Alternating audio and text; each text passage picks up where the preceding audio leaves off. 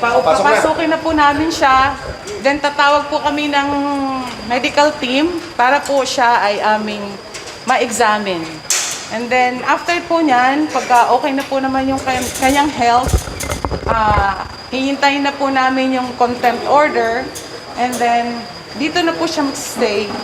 Babasahan din po namin siya ng aming guidelines. Katulad po nung kailan lang po ang visiting hours, yung pong paggamit ng cellphone, at saka po yung mga authorized visitors. Yun lang. Sorry, ma'am, yung logbook, yun pong na-contempt lang ang magsasign? Hindi po, lahat ma'am nang papasok.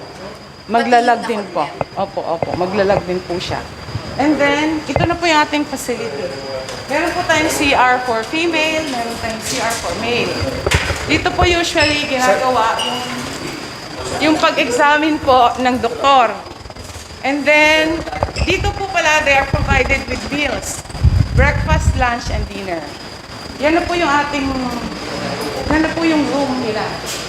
Ito na po, you can take a look at. Ma'am, can they order food outside Yes, or have po. people bring them food? Their visitors can bring their food provided po nasa loob siya ng visiting hours. And then kung wala siya sa loob ng visiting hours, meron na po tayong mga security personnel na pwede pong mag-order para sa kanya. Tapos ini-inspect din po yung Yes, food po. na papasok. Yes po, for security reasons po. Ma'am, of course, ang big question, ang tinanong kasi ni Kuya Bola is security eh. How secure is this place po? Ay sir, safe po ang lahat ng nilalagay natin dito. Kasi sir, lahat po sir ng palibot dito, meron po tayong yung nagsisecure po. Tsaka po may CCTV din po ito.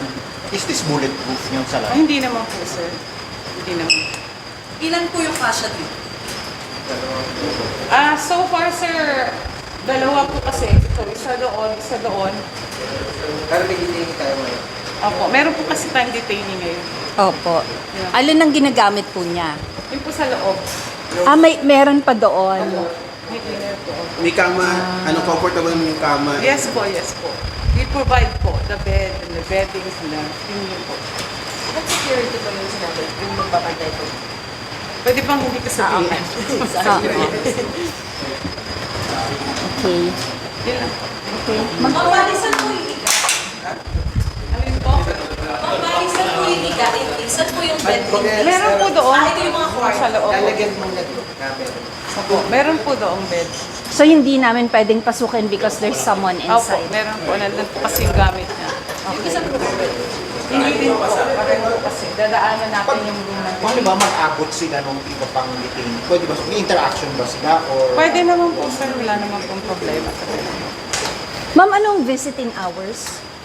That's sa morning po, 9 to 11. Sa gabi po, sa hapon po, 3 to 5. 3 to 5. No visitors po on Sundays.